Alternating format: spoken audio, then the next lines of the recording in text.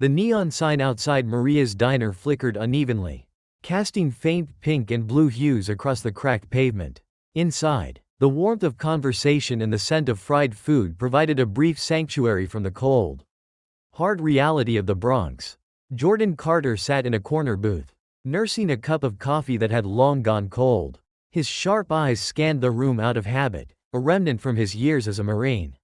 He didn't come here for company, he came here for quiet. That quiet, however, shattered as the door swung open with a jarring clang. Tyler Connors strolled in, flanked by three of his friends, their voices loud and grating. Tyler's designer leather jacket and smug demeanor clashed with the modest surroundings. The Connors name carried weight in the Bronx, not because of respect, but because of fear. Tyler wasn't just any local thug, he was the son of Patrick Connors, a man whose wealth and power kept him untouchable in the city's underbelly. Jordan tensed. He'd seen men like Tyler before, entitled, dangerous, and utterly predictable. He kept his gaze low, hoping to avoid attention, but Tyler's voice carried across the diner like a siren. Well, look who it is, Tyler said, his tone dripping with mockery. The quiet loner. Jordan didn't look up. He focused on the steam rising from his cup. Maybe if he ignored them, they'd move on. Tyler wasn't interested in being ignored. He sauntered over to Jordan's booth. His friends closed behind. Hey, soldier boy, he sneered, leaning on the table. You think you're better than us? Sitting here all serious like you're some kind of hero? Jordan finally looked up, his calm, piercing gaze meeting Tyler's. I'm just having my coffee, he said evenly. The diner's atmosphere shifted, conversations hushed, and patrons exchanged nervous glances. Everyone in the Bronx knew better than to cross Tyler Connors. Just having your coffee? Tyler laughed, but there was no humor in it. You hear that, boys? He's too good to talk to us. One of Tyler's friends, a wiry man with tattoos snaking up his neck, leaned in. Maybe he doesn't like company. Maybe, Tyler said, feigning thoughtfulness. Or maybe he needs to learn some manners. Jordan didn't flinch. His training had taught him to stay calm under pressure. But his patience wore thin. I don't want any trouble. Tyler grinned. Trouble? Who said anything about trouble? He knocked Jordan's cup off the table, the coffee spilling across the linoleum floor. A few gasps rippled through the diner, but no one moved. The waitress, a young woman named Elena, froze behind the counter, her eyes wide with fear. Jordan stood slowly, his imposing frame towering over Tyler. For a moment, the diner seemed to hold its breath. Pick it up, Tyler said, his grin widening. Jordan's jaw tightened, but he bent down, grabbing the empty cup. There, happy? Not quite, Tyler said, his tone turning venomous. He shoved Jordan's shoulder, testing him. What are you gonna do about it? Tough guy? Jordan's hands clenched at his sides. But he didn't strike back. His voice was calm, almost too calm. You've had your fun. Walk away. Tyler's grin faltered for a fraction of a second, replaced by frustration. He wasn't used to being defied, even subtly. He motioned to his friends. Get him. What happened next unfolded in seconds. Tyler's friends lunged, but Jordan was ready. Years of combat training kicked in as he sidestepped the first attacker, twisting his arm behind his back and forcing him to the ground. The second swung wildly, but Jordan ducked, delivering a precise strike to his ribs. The third hesitated, clearly reconsidering his odds, but it was too late. Jordan's movements were fluid, efficient, and devastating. Tyler scrambled backward, his confidence replaced by fear. You think this is over? He spat, clutching his jaw. You have no idea who you're messing with. Jordan straightened, his breathing steady. I don't care who you are. Don't come near me again. The diner remained silent as Jordan retrieved his jacket and headed for the door. Behind him, Tyler and his friends struggled to collect themselves, their pride bruised far worse than their bodies. Elena whispered a quiet, "Thank you," as he passed. But Jordan didn't stop. He didn't want gratitude, he wanted peace. As he stepped into the cold night, Jordan knew this wasn't over. Tyler's words echoed in his mind, a reminder that men like Patrick Connors didn't forgive or forget. Jordan had tried to avoid trouble, but trouble had found him. Now, he was in its crosshairs. The streets of the Bronx felt colder than usual that night. Jordan walked briskly, his hands stuffed deep in his jacket pockets. The tension from the diner still clung to him, but his instincts screamed louder now. Trouble wasn't just following him, it was preparing to strike back. At home, Jordan's small apartment was as sparse as his lifestyle. The only decoration was a worn photo of his Marine unit pinned to the wall. He stared at it for a moment, the faces of friends long gone staring back at him, his reflection caught in the cracked mirror above the sink. He rubbed a hand across his jaw, muttering, "Should have just kept my head down." A knock at the door shattered his thoughts. Jordan froze, his hand instinctively reaching for the knife he kept hidden in a drawer by the sink. "Who is it?" he called out. "It's Elena," came the hesitant reply. He opened the door to find the young waitress from the diner, her eyes darting nervously down the hallway. "Can I come in?" Elena stepped inside, clutching her coat tightly. "I shouldn't even be here," she began, her voice barely above a whisper. "But I couldn't just let it go." Jordan offered her a seat, leaning against the counter as she spoke. "Tyler, his family, they're dangerous. Jordan, Patrick Connors owns half the Bronx, at least the parts that matter. He pays the cops, the politicians, even some of the judges." Jordan's expression didn't change, but his grip on the counter tightened. "Why are you telling me this?" "Because I've seen what they do to people who cross them," she said, her voice trembling. "Small businesses that won't sell. Families who speak out, they make them disappear. I'm not looking to start a war," Jordan said flatly. "I just want to be left alone." Elena shook her head. "It's too late for that. Tyler won't let this go.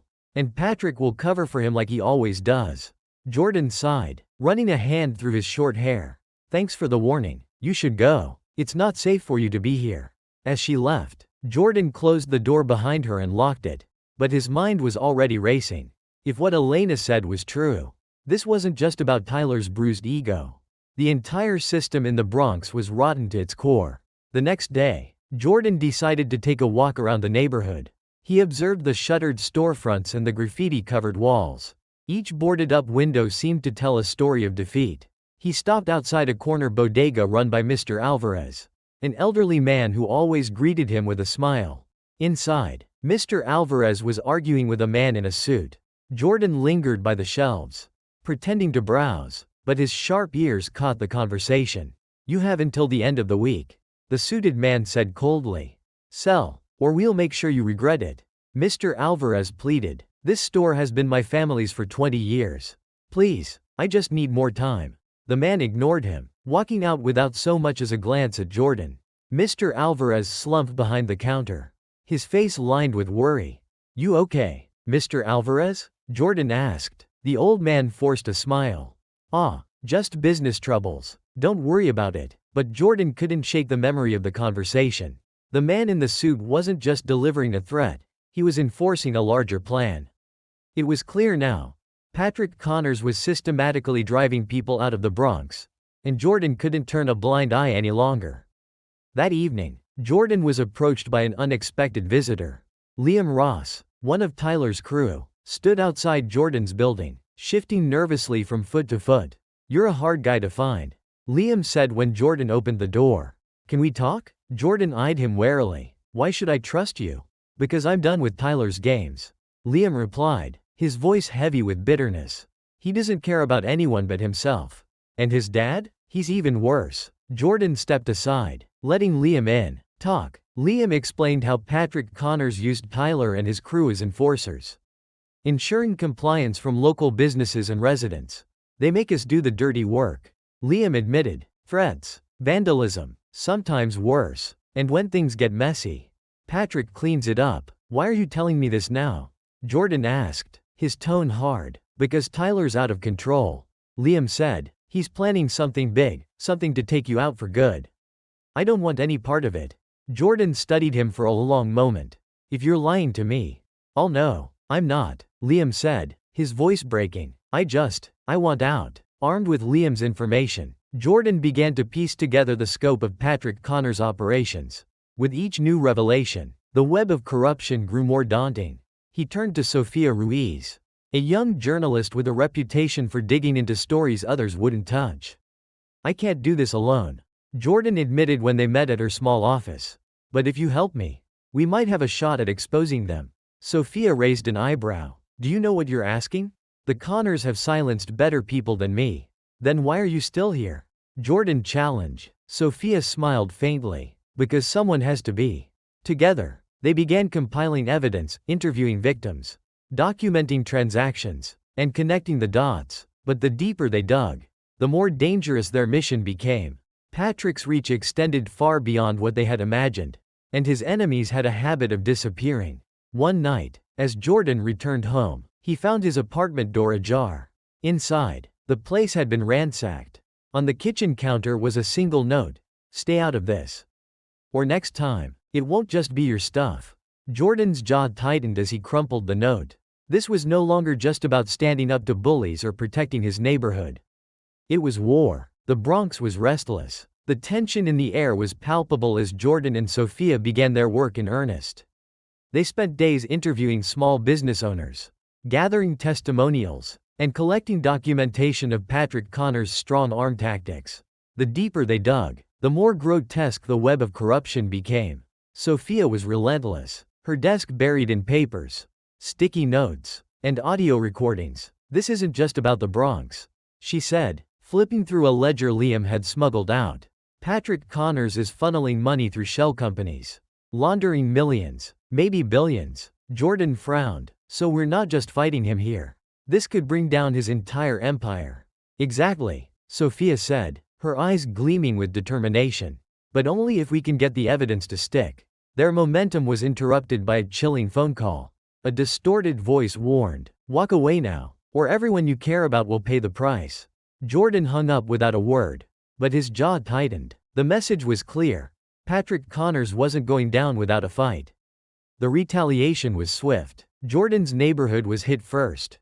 A group of masked men smashed the windows of Mr. Alvarez's bodega, leaving a spray-painted message on the shutters: "This is what happens to traitors."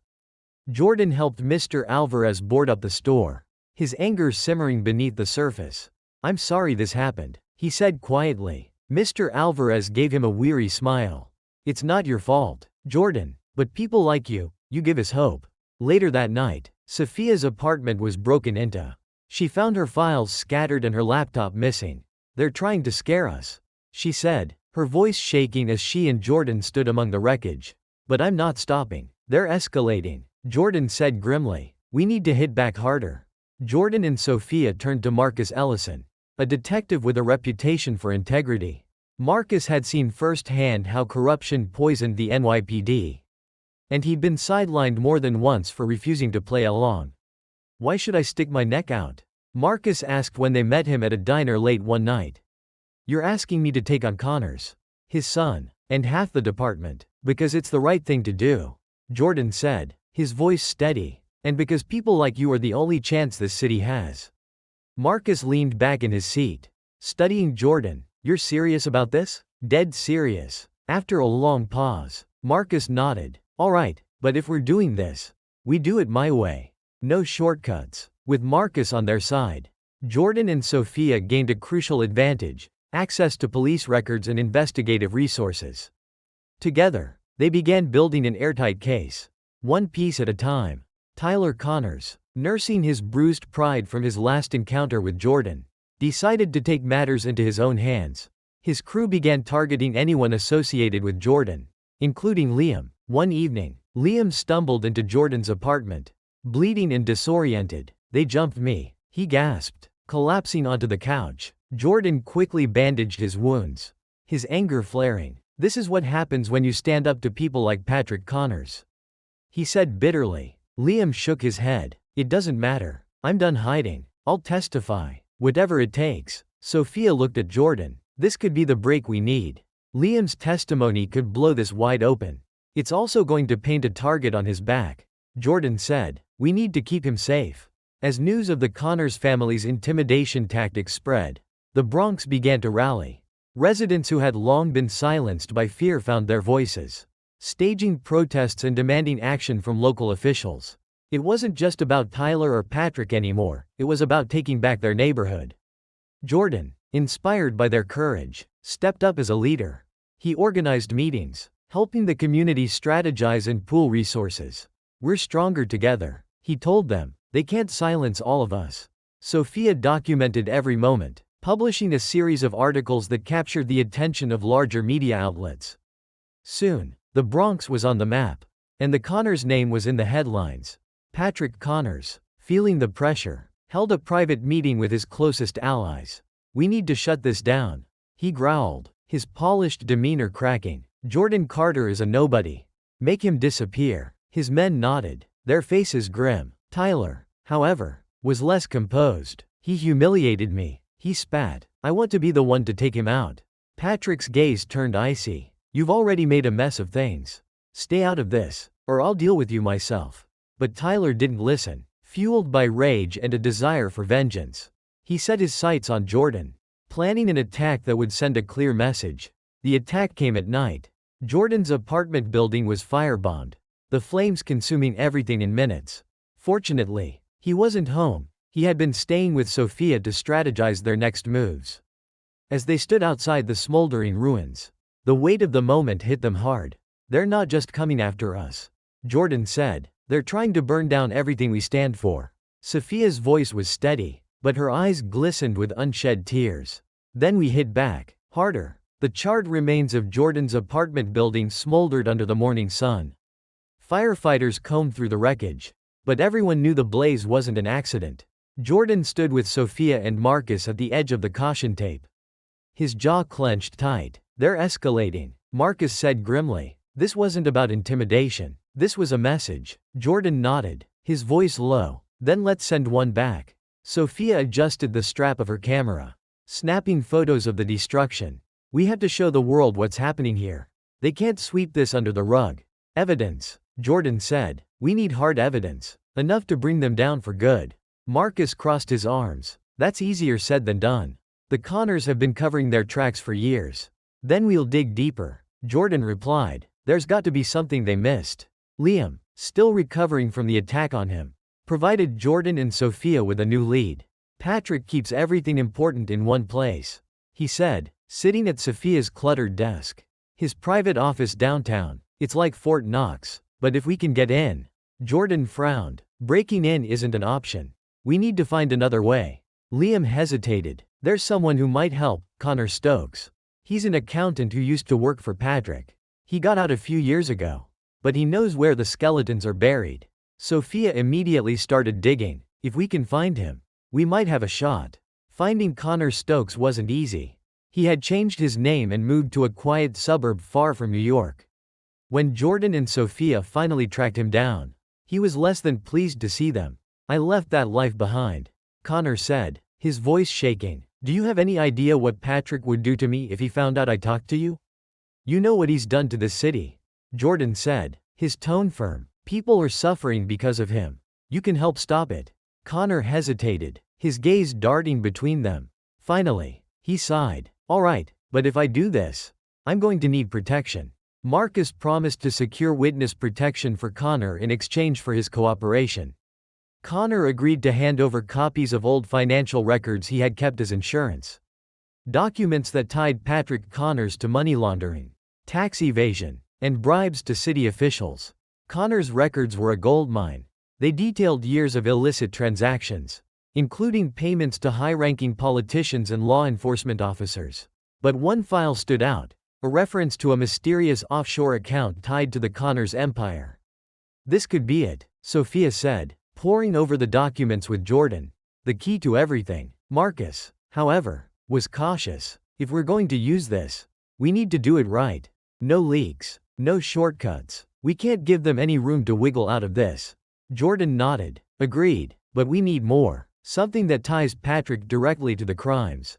If we can get a recording, a confession, anything solid, it'll seal the deal." Using Connor's information, Jordan and his team devised a plan to confront Patrick Connors directly. With Marcus's help, they wired Liam with a hidden microphone and sent him to a meeting with Patrick under the pretense of wanting to reconcile. "You sure about this?" Jordan asked Liam as they prepared. "If they catch you, they won't let you walk away." Liam smirked, though his hands trembled. "I owe Tyler and Patrick for everything they've done to me. Let's finish this." At the meeting, Liam baited Patrick into discussing his illegal operations. "You're untouchable, right?" Liam said, his voice dripping with fake admiration. "Not even the cops can mess with you." Patrick chuckled, his arrogance shining through. Of course not. You think I've built this empire without covering my tracks? The cops, the judges, they're all in my pocket. The recording was nearly perfect, clear enough to incriminate Patrick. But Tyler, who had grown increasingly paranoid, interrupted the meeting. What's he doing here? Tyler growled, glaring at Liam. He's not one of us anymore. Patrick waved him off. Relax, he's just showing loyalty. But Tyler wasn't convinced. He grabbed Liam's collar, patting him down. When his hand brushed against the hidden microphone, Liam panicked and shoved Tyler away. Bolting for the door, Jordan and Marcus were waiting outside in an unmarked car. Liam dove in as Tyler and his men gave chase, their bullets shattering the back windshield.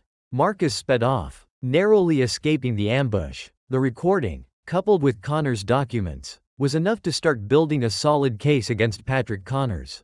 Sophia began working with a larger news outlet to ensure the story gained national attention. While Marcus secured warrants to investigate the Connors properties, the Bronx buzzed with hope and fear. People whispered about Patrick's impending downfall but remained wary of retaliation. You've done more than most people would, Sophia told Jordan one night as they reviewed their progress. But this is just the beginning. Jordan nodded, his expression unreadable. We've started a fire. Now we have to make sure it doesn't burn out. The morning sun rose over the Bronx, but the neighborhood was already buzzing. Sophia's article had gone live, and it wasn't just a local story anymore. The headline read, "The Connors Empire, Corruption, Intimidation, and a City Under Siege." The exposé included damning details from Connors' documents and a transcript of Patrick Connors' recorded confession, paired with interviews from small business owners and Liam's testimony. The story painted a chilling picture of systemic corruption. Sophia's phone buzzed incessantly as reporters from national outlets clamored for more information. It's out there now, she told Jordan with a weary smile. No turning back. The fallout was immediate. Protests erupted across the Bronx as residents demanded accountability. Signs reading, "Justice for the Bronx," and "Connors out," filled the streets. Local officials who had turned a blind eye to the Connors activities found themselves in the spotlight, their careers hanging by a thread. Patrick Connors, however, remained defiant. These allegations are baseless, he declared at a hastily arranged press conference. Flanked by his lawyers, he projected an air of calm confidence. This is nothing more than a smear campaign. But the cracks were beginning to show. Businesses started cutting ties with the Connors family, and whispers of internal dissent spread among Patrick's allies. As the pressure mounted, Marcus Ellison secured a warrant to search one of Patrick's properties, a private warehouse rumored to house incriminating evidence. The raid, conducted under the cover of night, revealed hidden ledgers, offshore account details, and even photographs of Patrick meeting with corrupt officials. The evidence was overwhelming, but the warehouse was booby-trapped with a secondary threat: explosives rigged to destroy the building. Marcus and his team narrowly avoided disaster when the bombs were discovered. Jordan, who had joined the raid to offer backup, confronted Marcus afterward. "They're willing to destroy everything to cover their tracks," he said, his voice heavy with anger. "This isn't just a fight for justice. It's survival." While Patrick worked to maintain his empire, Tyler Connors was spiraling out of control. The pressure of public scrutiny and his father's increasing disdain pushed him over the edge. His actions became more erratic, culminating in a drunken confrontation at a local bar. "He's losing it," Liam told Jordan after hearing about the incident. "And when Tyler loses it, people get hurt." Jordan knew this was an opportunity. If Tyler slips up, he could lead us straight to Patrick. Sophia's role in the exposé made her a target. Anonymous threats flooded her inbox, and her car was vandalized. One night, as she worked late in her office, a shadow moved outside the window. Seconds later, the glass shattered, and a brick landed on her desk with a note tied to it: "Stop, or you'll regret it." Sophia called Jordan, her voice shaking. "They're trying to scare me off." Jordan's voice was steady on the other end. "You're not alone. We'll protect you." Marcus arranged for increased security around Sophia's apartment and office. But the threats only solidified her resolve. "If they think this will stop me, they're dead wrong," she said. The growing public outcry finally forced the city to act. Patrick Connors was subpoenaed to testify before a grand jury. The sight of the once untouchable businessman being summoned to court sent shockwaves through the Bronx. Don't celebrate just yet. Marcus warned Jordan. Patrick has decades of connections. He'll fight this tooth and nail. Still, it was a step forward. The Bronx community, long silenced by fear, began to feel the stirrings of hope. Protests evolved into organized action. Residents held town hall meetings to discuss rebuilding their neighborhood and ensuring the Connors family never regained their power. Jordan, reluctant at first, became a prominent voice in these gatherings. "You've shown us what's possible," Mr. Alvarez said at one meeting. Addressing Jordan, "Now it's time to finish the job." Jordan nodded. "This isn't just my fight. It's ours. Together, we can take back the Bronx." Sophia captured the energy of these meetings in her articles, showcasing the resilience and determination of the community. The Bronx was no longer a place of silence, it was a force to be reckoned with. Desperate to regain control, Patrick unleashed a counterattack. His lawyers filed lawsuits against key witnesses, including Liam and Mr. Alvarez, claiming defamation and attempting to freeze their assets. He also leveraged his political connections to delay the grand jury proceedings. "It's a stalling tactic," Marcus said, slamming a folder onto his desk. "He's trying to buy time." But Patrick's tactics only fueled the community's anger. The protests grew louder, and national media began scrutinizing his every move. Tyler's instability finally reached its breaking point. He attempted to confront Jordan directly, ambushing him outside a community meeting. The two men faced off in the street, surrounded by onlookers. "You think you can destroy my family?" Tyler shouted, his voice slurred with anger. "You're nothing." Jordan stood firm, his voice calm but unwavering. "Your family destroyed itself. Tyler, you're just too blind to see it." Tyler lunged, but Jordan's training kicked in. He subdued Tyler without unnecessary violence, pinning him to the ground until police arrived. The crowd erupted in cheers as Tyler was handcuffed and taken away.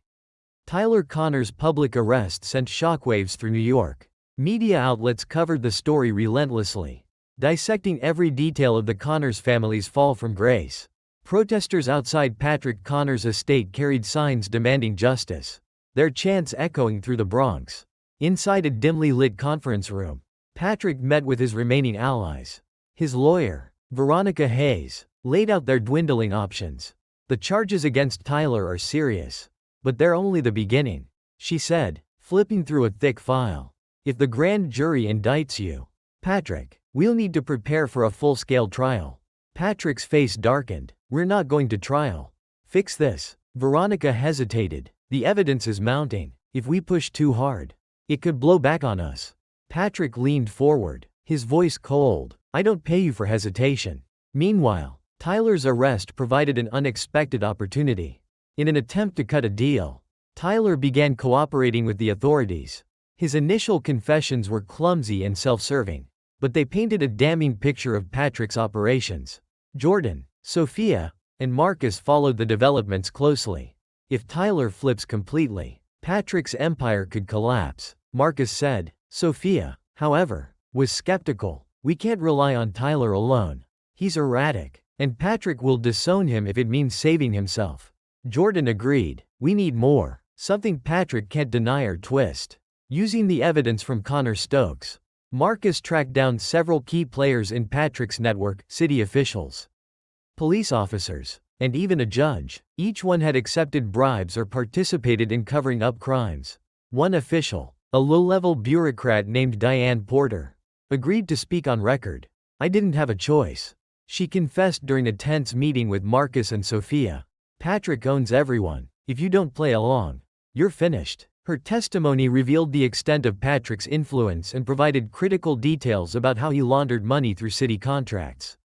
It was the smoking gun they needed. Patrick wasn't going down without a fight. He unleashed a smear campaign against Jordan and his allies, accusing them of orchestrating a vendetta against his family. Social media buzzed with conspiracy theories, and some media outlets began questioning the motives behind Sophia's exposé. At the same time, Patrick's private investigators dug into Jordan's past, attempting to find anything that could discredit him. "They're trying to make you the villain," Sophia warned. Jordan shrugged. "Let them dig. They won't find anything." But Patrick's tactics didn't stop there. He leaned on his political connections to delay the grand jury proceedings, buying himself precious time to regroup. Despite Patrick's efforts, the Bronx community refused to back down. Protesters filled the streets daily, their numbers growing with each passing week. Local leaders organized rallies and fundraisers to support small businesses affected by Patrick's tactics.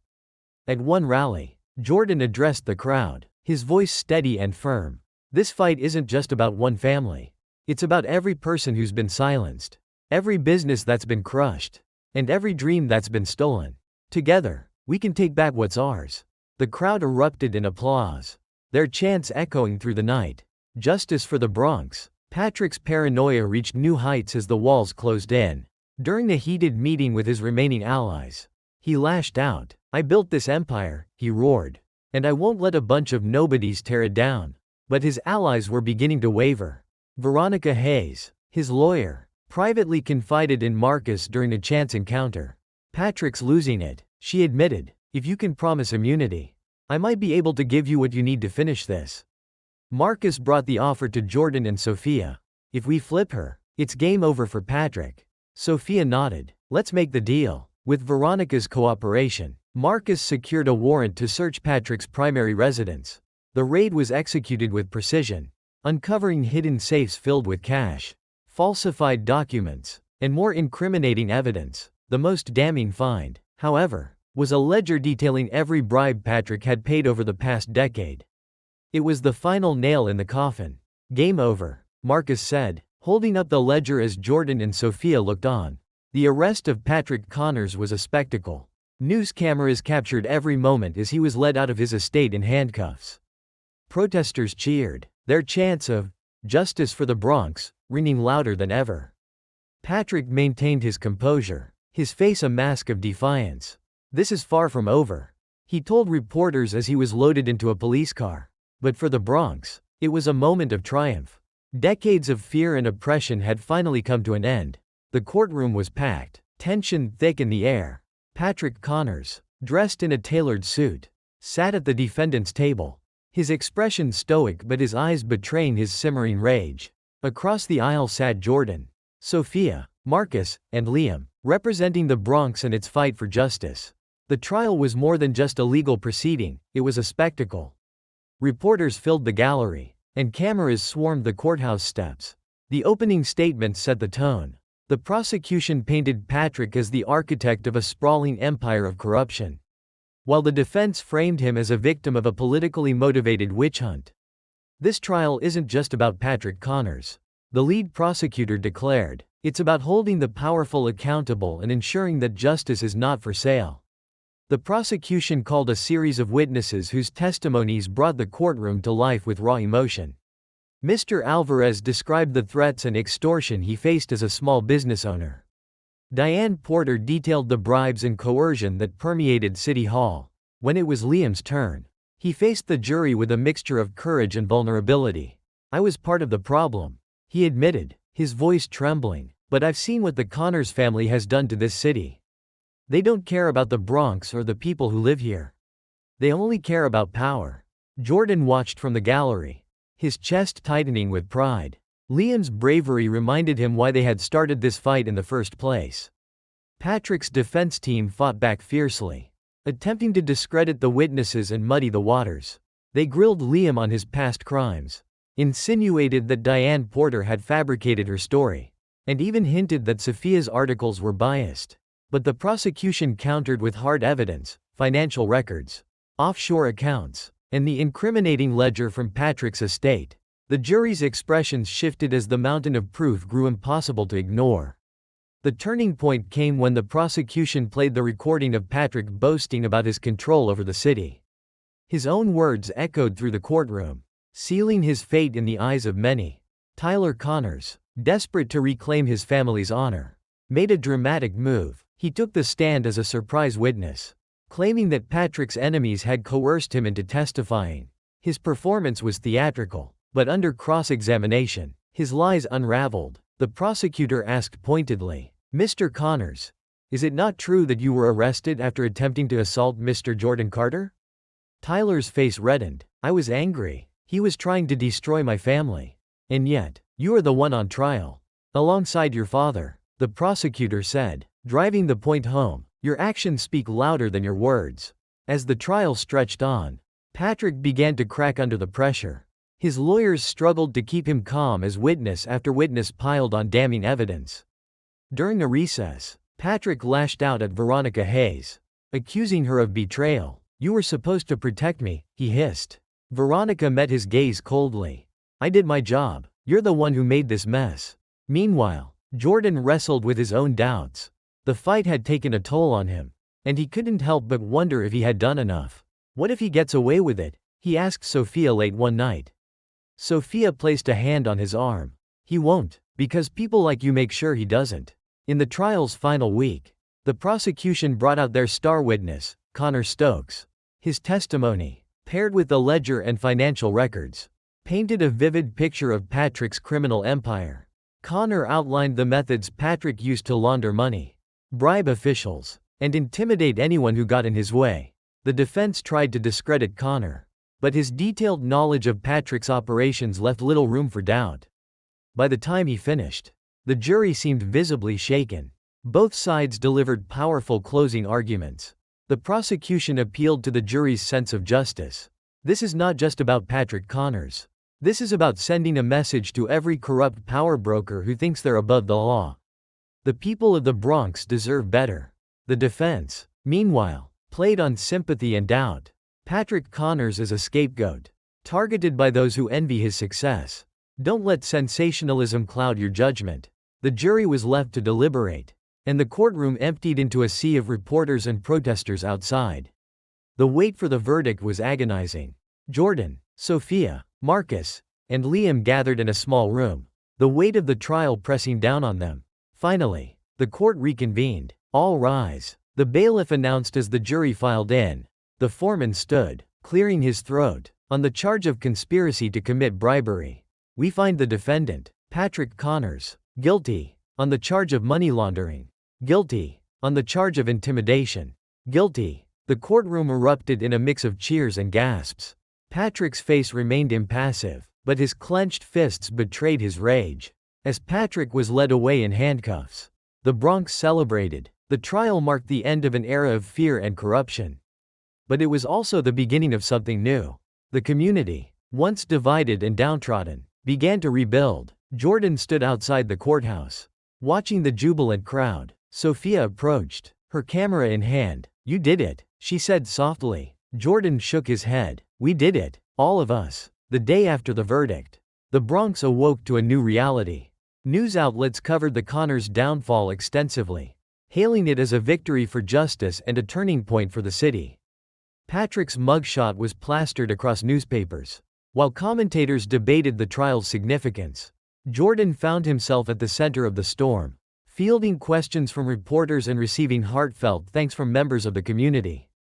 At a neighborhood gathering, Mr. Alvarez clasped Jordan's hand tightly. "You've given us something we haven't had in a long time," he said. "Hope." Sophia captured the moment with her camera, her eyes glistening with emotion. "This is why we fought," she whispered. With Patrick behind bars and Tyler facing his own trial, the Connors family empire began to crumble. Businesses they had once controlled severed ties, and their political allies scrambled to distance themselves. Investigations into Patrick's financial network uncovered a sprawling web of corruption that extended far beyond the Bronx.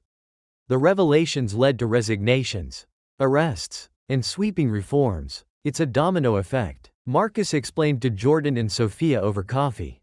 "Once one falls, the rest can't stand." Sophia's articles chronicling the fallout went viral, earning her national recognition. "You've become the voice of the Bronx," Jordan told her with a rare smile.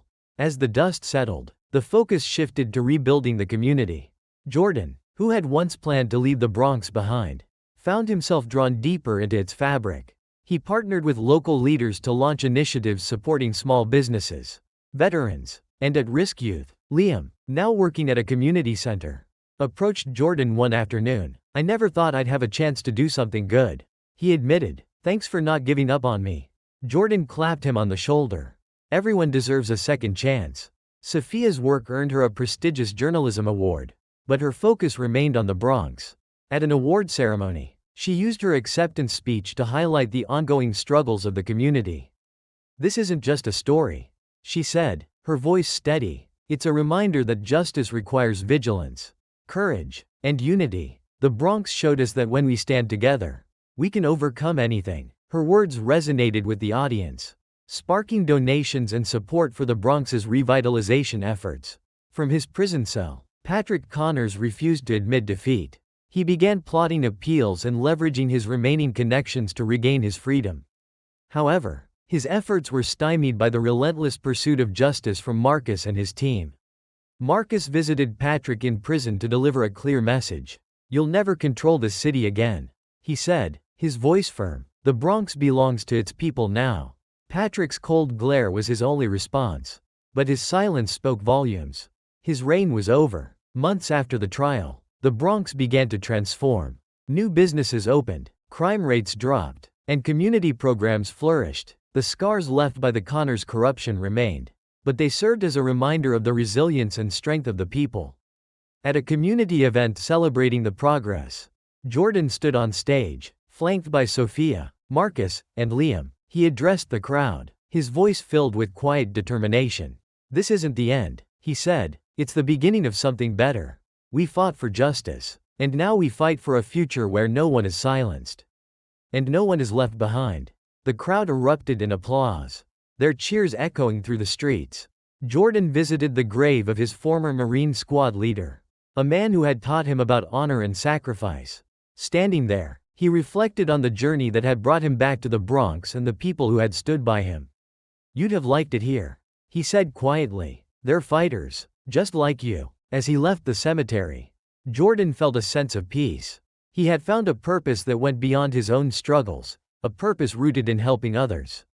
Despite the victories, Jordan, Sophia, and Marcus knew there was more work to be done. Corruption didn't disappear overnight, and the systems that allowed the Connors to thrive still existed. "We've won a battle, not the war," Marcus said during one of their strategy meetings. Jordan nodded. "Then we keep fighting, for the Bronx, and for everyone who's been left behind." The final chapter brings the story full circle. The Bronx, once a symbol of oppression and fear, becomes a beacon of resilience and hope. People who once lived in silence now spoke out, their voices stronger together. Jordan, now a respected figure in the community, looked out over the bustling streets with a sense of pride. "We've come a long way," he said to Sophia, who stood beside him, "and we're just getting started." She replied with a smile. The Bronx had come alive again. The streets, once ruled by fear, now thrived with energy. Children played outside, businesses reopened, and murals celebrating the community's resilience adorned the walls. Jordan Carter walked down the block, greeted by nods and smiles from neighbors. He still found it strange, being called a hero. In his mind, he'd only done what was right. At a small cafe, Sophia Ruiz met him with a steaming cup of coffee. "The paper's running a special on the Bronx revival," she said, sliding him a copy. The headline read, "From Shadows to Light, How a Community Took Back Its Future." Jordan scanned the article, then looked up at her. "You make it sound like we're done." Sophia smirked. "We're never done. But this is worth celebrating." Tyler Connors stood before the court, his arrogant facade long gone. His trial, though smaller in scope than his father's, carried weight. The prosecution painted him as a violent enforcer of Patrick's schemes, while the defense attempted to shift blame onto Patrick. The verdict was swift: guilty on multiple counts, including assault, intimidation, and conspiracy. Tyler received a 10-year sentence. As the bailiffs led him away, he glared at Jordan, who sat quietly in the gallery. "You think this changes anything?" Tyler spat. Jordan met his gaze, unflinching. "It changes everything." Patrick Connors' appeals had all failed. His once loyal allies had abandoned him, and his empire lay in ruins. The final sentence, life imprisonment without parole, was handed down in a crowded courtroom. Jordan, Sophia, and Marcus watched as Patrick was escorted away. For the first time, Patrick looked small, his defiance replaced by resignation. Outside the courthouse, reporters swarmed Jordan. One asked, "What's next for the Bronx?" Jordan's response was simple but powerful: "We rebuild together." The old, dilapidated community center in the heart of the Bronx had been a symbol of neglect. Now, it stood renovated, its doors open to all. Jordan had spearheaded the project. enlisting volunteers and securing funding from donors inspired by the Bronx's story. At the grand opening, the atmosphere was electric. Liam, now working as a mentor at the center, gave a speech about second chances. "This place isn't just a building," he said, "it's a promise that no one gets left behind." When it was Jordan's turn to speak, he kept it brief. "This is your space," he told the crowd. "Make it something to be proud of." The cheers that followed were deafening. Sophia's success as a journalist had opened doors, and she'd been offered a position at a major national publication. At a farewell dinner, she sat with Jordan, Marcus, and Liam, reminiscing about their journey. "You're leaving us?" Marcus teased, raising a glass. Sophia smiled. "I'm not leaving. I'm expanding the fight." Jordan nodded. "Wherever you go, they're lucky to have you." As they toasted to new beginnings, Sophia's eyes glistened with tears.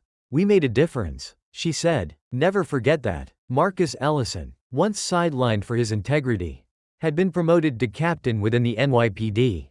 With his new role, he vowed to continue rooting out corruption and rebuilding trust between the police and the community. On his first day as captain, he called Jordan. "You know, if you ever want to trade in your quiet life for a badge, I could use someone like you." Jordan chuckled. "I think I'll stick to what I know. But thanks." While the Bronx celebrated its progress, subtle signs of lingering challenges appeared.